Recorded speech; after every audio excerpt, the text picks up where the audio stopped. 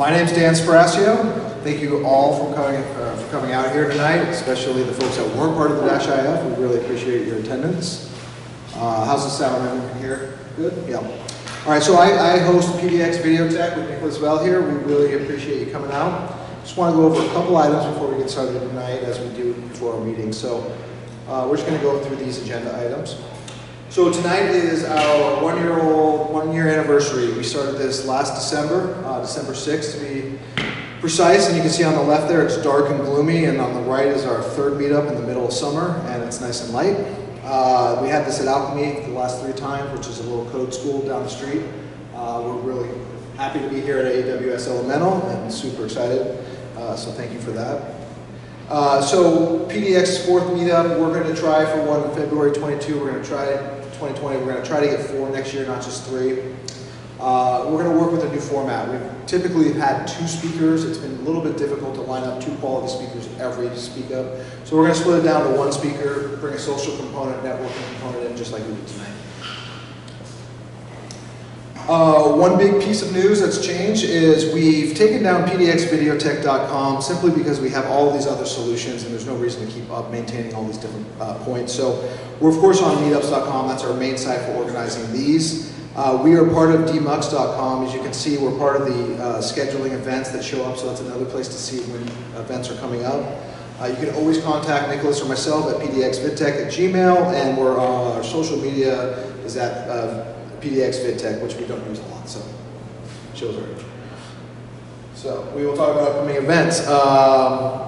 On Thursday night, we have an after party from the Dash IF over at There Be Monsters on the east side, and yours truly, if all is good, will be spinning for us that night, and encourage you to come out if you can, whether you're part of Dash IF or not.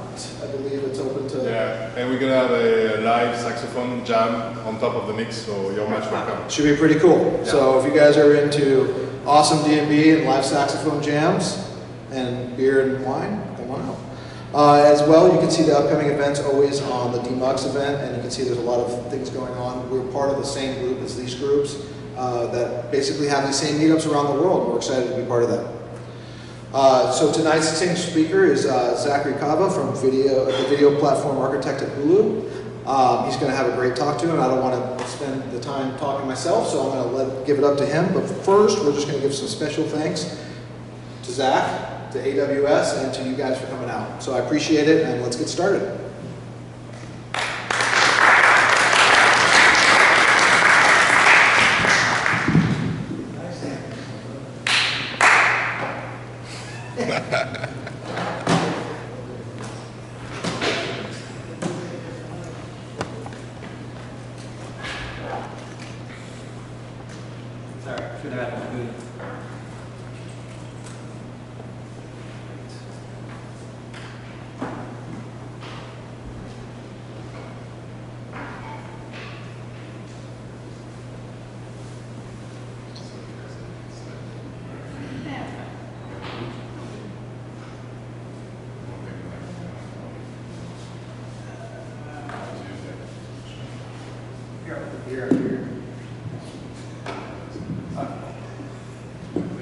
Yeah, there we go. Hi. So I am a person, somebody. Okay. So I'm Zach. There we go. Yes. Hi, Zachary Cava. I'm the video platform architect over at Hulu. Over the last year, I've given a couple presentations that detailed, some optimizations we've done on live streaming for Dash, some fun things we've done in the ad insertion space to scale out and handle load there more. And it's actually all been part of kind of a holistic picture of us bringing up this a live service. And so I wanted to, I was invited to come here tonight to kind of bring all that together and provide you a story of deploying and presenting a live stream. And on top of that, monetizing it, making money off it by inserting ads into it. But doing that at a scale that's not typically been seen. So many of you probably know what Hulu is. I know the Dash IF folks here know because you have to listen to me in the last couple hours talk about ad insertion and ad insertion task force. But Hulu, we'd like to say Hulu is TV because it's kind of what we want you to go home to watch your favorite shows, your favorite movies. And there's a couple pieces that make that up. We have a significant content catalog. Now, we started as an SPOD service, but in the last few years, we've had a live product. And that live product has your basic cable channels, it has your live locals. It gives you a DVR to run all of your favorite shows into. You can watch Hulu on vast majority of devices. Right? You can watch on your desktop, you can watch on your mobile phone, but actually the majority of our users watch in the living room. We have 80% of our customers streaming the majority of their content in the living room on a 10-foot experience. This is a very fun place to stream content because it can be some of the best devices in the world that are $700, $800. It can also be the devices that were just on sale a couple weeks ago for $10. And a lot more people own the $10 device than the $800 game console. But then the last kind of piece that is unique to us is that we actually have a full in-house ad service stack. And that allows us to have a lot more innovation and ingenuity in how we provide and monetize our library, but it also gives our users choice of how they want to interact with content. If they don't want ads, they can actually subscribe without it. You pay a little more, but you get the choice. You want an advertising experience for less or no ad experience for more. And in bringing in live TV, we wanted to bring this as a consistent experience. We wanted to still bring better ads to you than what you see on live cable. I don't know how many people here have watched cable recently, but it's the same ad again and again and again. So if we could fix that, it'd be great. And so today I want to go over a lot of topics, and Nicola was foolish enough to give me a long time here. So I'm just going to speed through these slides because everyone looks real bored. But so we'll start out with the basics of a live stream. I know we have varying levels of technical ability here, but I want to kind of take you through where a stream has come out of a distributor or a broadcaster, and how we get it to a client, how you do that via Dash, and then on top of that, how you're doing ad insertion. And so let's look at a stream. Right? A stream starts as what's commonly called a distribution feed. This is something coming straight from NBC and Fox. It's got all their graphics mixed in. It may have some ads from there that they're playing out, right? But it's the content that you want to get to. That's coming in as a very raw, very high quality feed. And in order to move to the clients, you can't provide that raw feed. That's going to be 50, 100 megabits. You need to change it up. You need to encode it. And so you run it through a series of encoders, and because we live in a world where we have adaptive bitrate streaming, you run it through many, many encoders. And these encoders are producing segments. These segments are somewhere between 4 and 6 seconds. Every encoder kind of has their own little choice of difference. I've only illustrated video and audio here, but you're going to be getting any number of video variants that you ask for. So if you have 8 variants from 480p up to 1080, you'll be getting 8 variants of video and 1 of audio. And that's your basic stream. You can take that and you can throw it at a client who could likely play it, but you need to address it. On top of this, though, there's actually additional metadata, and these are called SGAI markers. The SGAI markers tell you about what's in the stream. There are other ways of doing this in different countries as well. In the US, it's primarily SGAI. And the SGAI markers, in particular, of how we want to talk about today, can denote where ads start and where ads end. And that means you can actually condition the segmentation of the stream so that you have segment boundaries that are at the very start and at the very end of the ad. And this is a very good property because if you're trying to switch between what's in the original live stream and what's inserted content, you want it to be seamless. Right? You want the user to not see a buffering spinner. You don't want to see glitches, a seamless transition, so they don't even know what's happening. And because you want to convey to the client that this is an ad, you want to lock the playback controls, you want to specify it. And in Dash, we use things called periods to kind of break up content. Here, I've just kind of illustrated breaking this up as in-stream content, in-stream ads, and a high-level period concept. But let's go a bit deeper. So we've got these segments that are in a nice big bunch, and we need to describe it so that clients can download it and play them out. Dash has a number of features that make this play out phenomenally easier than other formats. One of the biggest features that Dash has, and in my opinion the most underappreciated, is the timing model. The timing model allows your segments to have explicit availability windows. And that means as the wall clock is progressing, okay, I'll get more on that mic. As the wall clock is progressing, the segments are naturally becoming available over time. So this is a fantastic property because it means you can actually announce segments into the future. You can leave segments that you don't want the user to access actually in the manifest, and the player is going to be restricting and properly buffering. The colors here are illustrating what would be your amount of time you can seek in the past is the blue. And the orange is like a delay. And this is just a safety delay so that your player can build a buffer and you don't see rebuffering events during playback. This model is highly configurable. You can take in the Dash manifest, there are attributes that let you configure anything about this time window. And that's very, very powerful because it keeps the content author in control of what you want the player to be presenting. So you have this fun timing model that lets you know when segments are available, but you have to be able to download segments. And so I want to go through some fun examples of segments. So suppose you just had your segments on a server somewhere, you have URLs. You need to describe these URLs to a client. If you've never heard of Dash before, you've done HLS, this is probably what you've seen. This is the only slide that references HLS in the entire presentation. We will not return. And if you, now I'm sure Thomas is going to appreciate the next slide. If you really didn't want to do that much work, you could just basically do this in Dash. It's called a segment list. Please never do this. Because there's better ways of doing this. So instead of actually doing a segment list, where you're doing raw URLs, you can actually use templatized patterns. And this blurb here is actually representing the exact same data. Except I'm not sure how readable it is. I'm at pointer, there it is. So it's actually using substitution to rebuild these URLs as the segments are needed.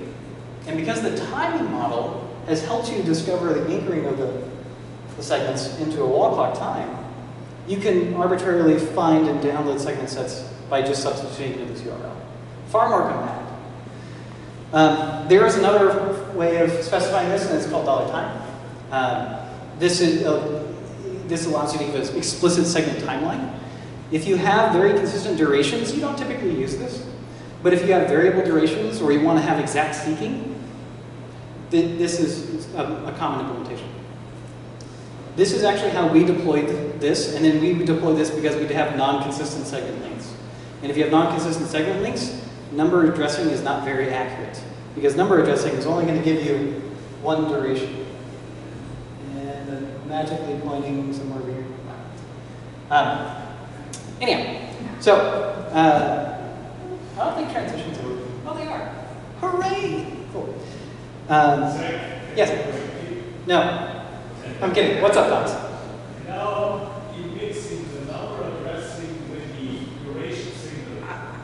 The second time is the duration signal. Yes. You could do an accurate timeline with number signals. So these are two different. And they are usually written one bucket, but it's not the addressing, it's the duration signal which is the accuracy. Absolutely. So timeline is giving you duration signaling. You do not need timeline for time signaling. So you could do second time Yes. and dollar number, and get the accuracy still 100%.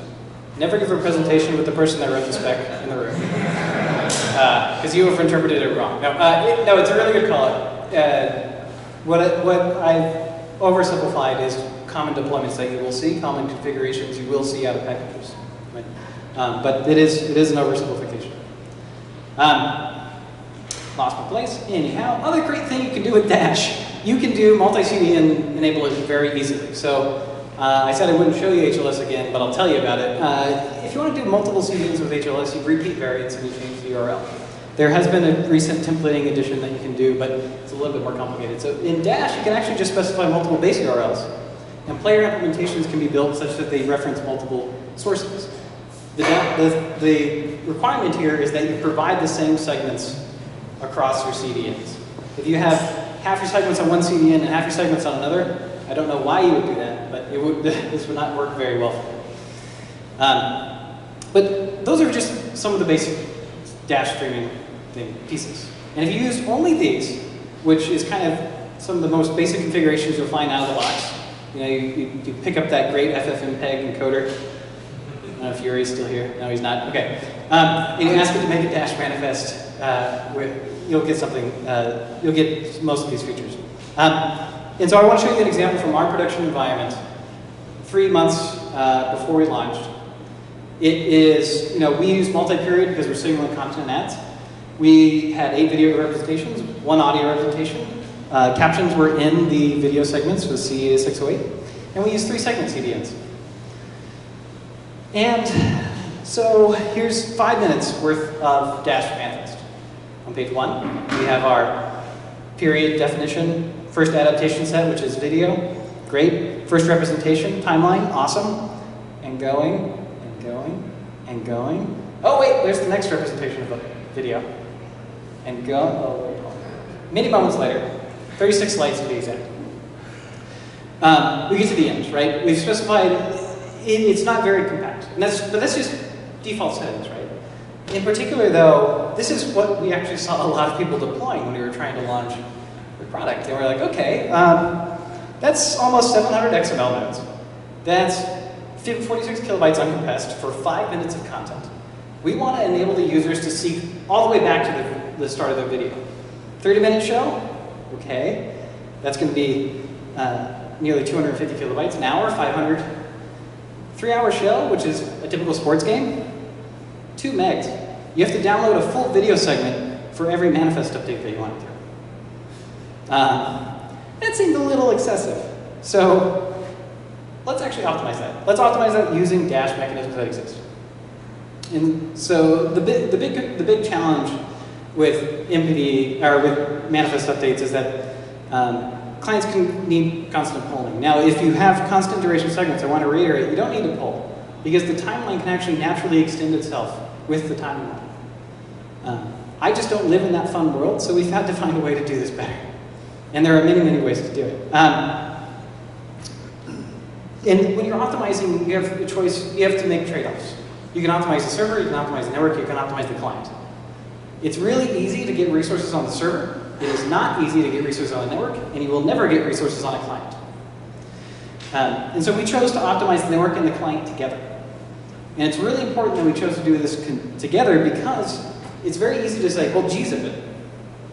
You'll get a much smaller payload, you're not going to have to download as much. But now I have to process twice as much because my client has to unzip it.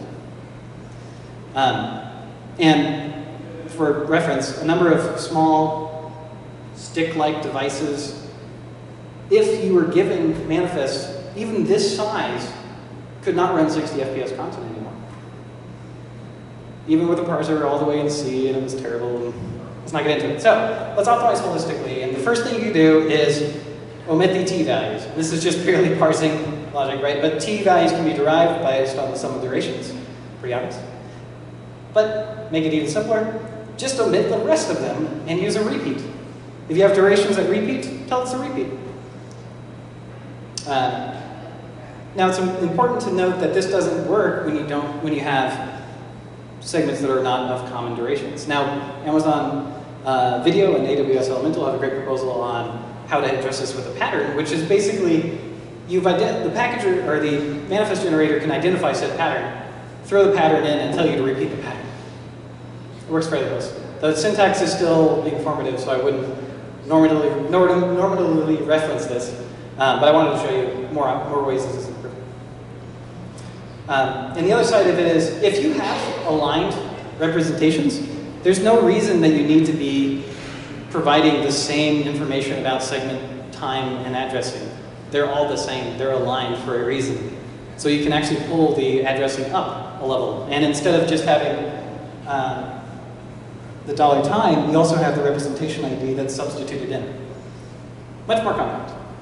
So we take that last 5-minute example, I can actually fit it mostly on one slide that's really, really hard to read. But on a slide, key point there. And it's a lot better. It's 78 XML nodes, great. 20 millisecond part time, really good. But we've addressed scale, not growth, right? This is still linear growth as you're adding segments and as you're adding periods.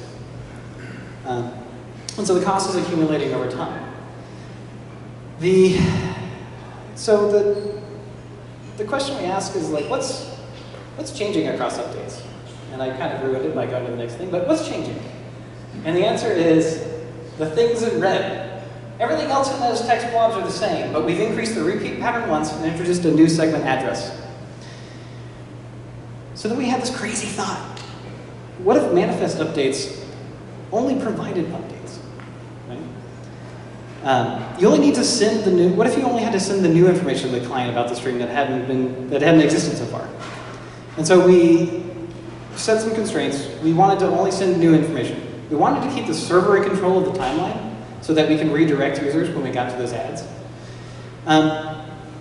And we kind of created this patch manifest concept. We proposed it back to the MPEG. It's actually within the current amendment CDAM. I don't know all the acronyms yet, but it's progressing forward. And so to give you an example here, or to give you more details about MPD patching, the idea is you join the stream and you learn about everything from the start of the stream until now.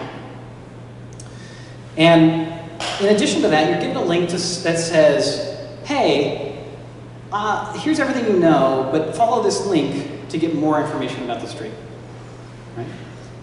And so the player takes that and puts it in its memory. And when it needs to do an MPD update, it follows that link and it learns about the new piece of the stream. And it pulls that into its memory as well. So it's building a consistent timeline in memory, but only learning about those new pieces. Now the concept here that is very different from a typical player implementation is that the manifest is not being blown away on every update. Right? The client is intelligently persisting information about the stream and adding to it. And it actually is very typical to do a player implementation like this, surprisingly, even though a lot of people just throw it away. Having the player remember is far more memory efficient. And so playout continues going on and on and on. And so to give you a concrete example, here's the initial join manifest again. The big difference is we have a patch location, and that location's got two key things in it. It has a publish time of this manifest as a reference of the amount of things you've known. And then you can have other identifiers that tell, so the server can basically rediscover the state of what you had, what it told you before. Right? So it can provide you that diff. And that means the server gets to be stateless. Right? It's not persisting information about every client. The client is doing that persistence. So when the client goes and follows that URL, they get a very, very small document. And this is the XML patch syntax. It's basically updating the key points in memory time. It's updating the publish time because you're up to date with that publish time. It's giving you a new patch location, and it's giving you the new segment additions. Right? And so that update is 9 XML nodes. Way smaller to parse, right? You can keep 60 FPS content playing at 720 and 1080. Super great. So we've deployed this. It's across every one of our devices that's not running HLS. There's only one device that runs HLS. I'll give you a guess. It's hyper efficient for the networking client. And because there's nothing really user specific here, right? It's just what's known up till now. And spoiler, everybody exists in the same time. And therefore, when they all ask for something now, it's the same time, right? So even if you've joined the manifest or joined the presentation at different times, you've learned about everything up till now and can learn about the same new information at the same time. So your patches are all caching. And this has helped us very, very well handle scale of events very, very well.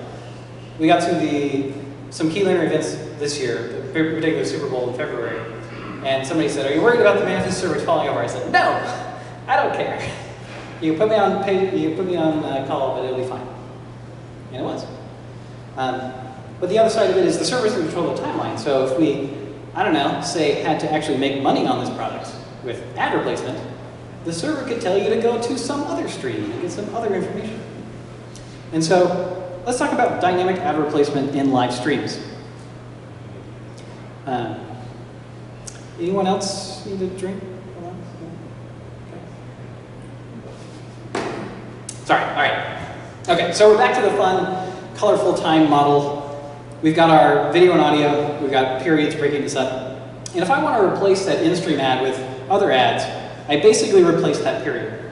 And I replace that period with a set of periods. So, typically what will happen in a live stream is you'll get a distributor or provider break.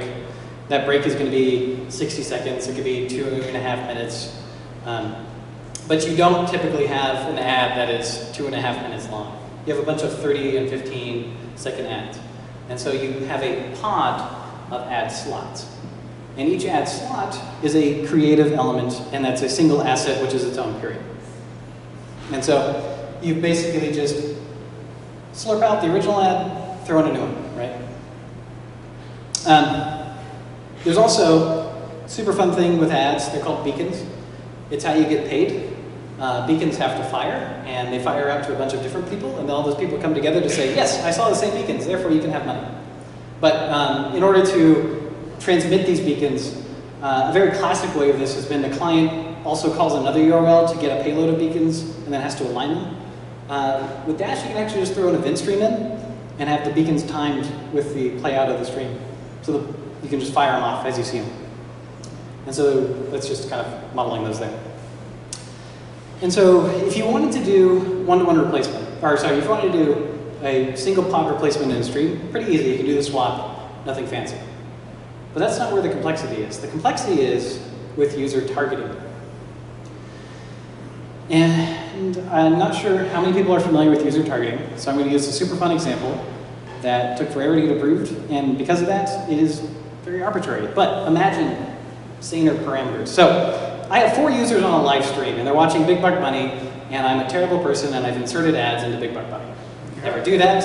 It's not a thing you can do technically. Just don't do it. Anyhow, it's an example. So I've got 4 users, and I want to give them a better personalized experience. Well, I need to know information about them. So I look at one attribute of them. Well, some are letter A, and some are letter B. Again, I remember I said arbitrary values. This is arbitrary. Well, I want to give those 2 groups actually a better tailored stream, right? And so I provide a unique stream for those groups. But I want a more personal experience than that. So I might target by more attributes. And that means I might fracture groups more. So here, the person 3 and person 4 are different numbers, and therefore they get a different group. And as I increase the targeting that I'm doing, I'm increasing the number of unique permutations of streams. Now there will be a finite number, but you don't target by 4 parameters. You don't target by 6. You don't target by, you do a lot of targeting. And in particular, the thing that you do on the internet a lot is you do per user decisioning. So it doesn't even matter how many parameters you're doing it. You want to make sure that decision is made for that user in that moment. And that's exactly what we've done in our SGAI world for the longest time, but that was a different set of scale, right? You don't have millions of users watching the same piece of video on demand content at the exact same time. That's the whole point of video on demand. They can watch on their own time. But with linear sport events, they're all watching at the same time. And so we wanted to keep the ad sales consistent. If an advertiser said, I want to buy X 100,000 impressions on your site, we don't need to say, well, these are done by cohort, and these are done personalized. They're all personalized. And when we tried to couple that with a live workflow, it meant that we'd have to support updates for every client all the time that were unique. And to give you a visual of that, right, you have to handle 100% unique requests every minimum update period of your manifest. And and because it's a unique request, you don't get to use the CDN. There's no CDN for you. There's no caching, no help. They're going straight to your server. And if you don't do anything, your server catches fire. So you say, great, I know what to do. I go to AWS, I establish a load balancer, I spin up some virtual instances. I've got my servers handling it, and then your database catches on fire. And you're like, cool, I'll just stand up sharded databases and route the traffic. And then you're getting to a complexity in this, right? You can scale this to a point, but you're just still trying to outrun by throwing resources at it. You're not trying to tackle the problem. Wouldn't it be better if all the clients kind of remembered their past and only had to learn about unique futures? And if we had some sort of mechanism that remembered things on the client? Oh yeah, patching, right? And so we took the patching concept and we expanded it. And we came up with the term server-guided because the server is guiding you to a unique stream. But if we revisit this targeted fun example, and we relook at it from a patch mentality, these users were discovering things over time. And what we want is, we want these users to discover the common things together and unique things on their own. In order to do that, you need all the users making unique requests, and you need to optionally give them shared responses.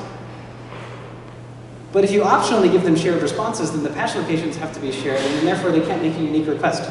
You get into this fun cycle of questioning your life. But then you look at the annex section of the standard, and somebody's already solved this, and it's called the XURL query info object. Well, it's the URL query info object, and then I think the second edition added more to it, so now it's the text. But basically, this lets you say to the Dash client, hey, there are some parameters that are on the original URL you got. I need you, or they could be in headers, they could actually be in different locations. I need you to copy those parameters and send them on subsequent requests. And so, and this is what it kind of more or less, this is what it looks like. You're specifying a template, and you're saying, hey, from the original NPD URL, grab me the query parameter called target parameter and attach it to the query parameter, or the query string that I'm sending out for my subsequent manifest calls. And that means those patch locations can stay completely common, shared across all the clients, but the clients are still going to send unique requests. And so then you're getting a fun thing where you can actually send a shared response where you want to, or you can send a unique response where you want to. And more than that, you can differentiate your load across servers based on the type of response you're going to need to send. There's a lot of like meta introspection that's happening in your system. But it means your content cluster and your ad serving cluster are on independent scale. It's a separation of concerns. And separation of concerns are a great thing in computer science. Because the other side, if our ads server falls over and just catches fire because there's too many people trying to watch a game, that's all right. We can fall them back to content. If we don't insert an ad, we can just give you what's in stream. And it's going to be transparent to the client. It's going to be transparent to the user. There's going to be fires that we have to fight, but everything's going to work. Yeah, so that's where we found server-guided ad insertion to be very, very powerful as a topic, right? It's allowing us to not scale all of our systems to be user-specific, only scale systems that have to be user-specific. Now, this doesn't take away the fact that you need to make that per-user ad decision, right? And because I'm not part of the ad targeting team or the ad server team, I'm not going to go into it. I'm going to leave that to them to talk to at some later point. But I want to talk a little bit more about returning from an inserted ad into the live stream, because this is actually a topic that comes up a lot. But when you're looking in a patch form, this actually gets really, really simple. So you're playing out your live stream, you get a patch that says, you're extending content, but then the next one is actually going to give you an ad. And because of the timing model, you can get the whole ad pod up front. You don't need to play it out one segment at a time, like you would in other streaming formats. The active window will make those segments available as the wall clock proceeds. And when enough time has passed in the real world that we live in, such that the actual stream is returned to content, you can then return a patch that gives you a new period that starts exactly at the end, or exactly at the point in time that the content comes back. And so then the client's building this consistent timeline back in their manifest. And that would be great if Scotty markers were accurate and everybody did things perfectly, and that is not how the world works. There's actually timing mistakes, right? The ads are not perfect in length. Markers are not perfectly on the thing. People sometimes hit buttons to stop ads early or forget to hit buttons to send ads back to content. And so what sometimes will happen is an early cutback. In the patching mechanism, since you've already announced into the future all of the segments, an early cutback means you have an overlap. But that's where you can take advantage of the timing model again. If you announce a period later with the start time that's fixed, it fixes it in the timing model. And it kind of chops the overlap away. And because you've affected the future, not what's already known, it's not a violation of the state the client knows and is trying to play out. And so they keep playing their merry way. If the content doesn't return in time, you can just return to the in-stream ad. You can perform another ad decision. It's whatever you need to do. But the server that's providing the content patches actually will understand that, oh, you know up to this point in time, and I haven't seen a return marker. Here, let me just put you back to the mainstream. Now this does require a little bit more upstream conditioning on the encoder. If you don't see a SGAI marker by the expected end duration, you need to insert another segment marking, et cetera, et cetera, et cetera. Caveat, yada, yada, yada. But it's possible. I can tell you it's possible because we do it. But yeah, so that's Server-Guided Ad Insertion. I like to call it the best of both worlds. It's not really client-side, right? The client's not trying to download another manifest and try to enable another player or try to fight resources because we don't have resources, right? The actual memory available to a streaming application is trending down on devices because hardware margins are trying to be pushed to the floor. So it's really great if you can just have a consistent buffer play. And the server isn't performing the stitching, so it's not having to provide consistent state, it's not having to be user specific. We provided, this is an example of live, but server-guided ad insertion works in VOD. This is done via Xlink. I'll talk more about that at some point in the future. And you know, the other part is the separation of scale is what really helps you excel. Right? I think we recently announced that we are the largest DMVPD in the US. And in order to handle ad insertion on that stream set, we had to do it in a very unique way. I want to say looking forward pieces. So this is all in production today, but we want to help others take advantage of this because as more trying to enter the live space or trying to be on devices, even if the user doesn't stay with Hulu, we want them to have a good experience. We want to make sure that they're getting access to the content, right? Because that's why they have a service. And so we're trying to help the community as a whole understand how to optimize the stream, how to make it better. Now, we're working in the ad insertion task force to provide details here. Reference implementations. Now, Nicola, I know you want a live demo. There's not going to be one. So, I've been trying to implement this in Dash.js. I have a basic implementation in Dash.js, but it turns out it has an infinite loop bug, so we're not going to watch that fail. But the Dash Live simulator, I have fully implemented patch playout. And it is in a fork on my personal GitHub. I will show you, here I can show you, yes. I'll do that very awkwardly with a microphone on the table. But, so if you want to start looking at what a patch playout manifest looks like, you can look at this fork. Now, I say it's a fork because I need to finish the unit tests. I don't believe there's bugs, but I think there are. So finish the unit test, but then we'll give it as a PR back to the Dash group. Right? And we're going to help them with the Dash.js. I do actually partially have a shotgun implementation working, but I'm not going to play it. But yeah, so we really want to make this more usable, more approachable, and so that's what we're going to do. But yeah, so that was a lot of talking. Hopefully it was somewhat informative, and you could hear me when I wasn't doing this a lot. But yeah, questions? Yeah. So I see how this works well if you have an in-house ad sales team, right? You've got some bounded set of ads, right? If you try to get some programmatic, like you do freewheel or double click or something, where you have hundreds of thousands of ads that come back. Do you think this, how would you adapt this approach? We integrate with freewheel. What's that? We integrate with freewheel. But do you go into like the programmatic cascade with them? Or, like how many ads do you have in location, do you think, roughly? On the order of millions. No. It is a valid question, right? How do you get to this? And one of the unique pieces here, so typically if you look at a live stream ad insertion implementation right now, it's server-side ad insertion. In order to do that with something like, don't know if FreeWheel provides it, but like Google Ad Manager, you route the manifest through them and they perform the replacements for you. This would actually allow you to not give them that control. You could, instead of calling out to you, call out to them with appropriate parameters. They would generate the ad and provide it back to you. Yeah, but you wouldn't be able to procure tickets if we did that, right? Right.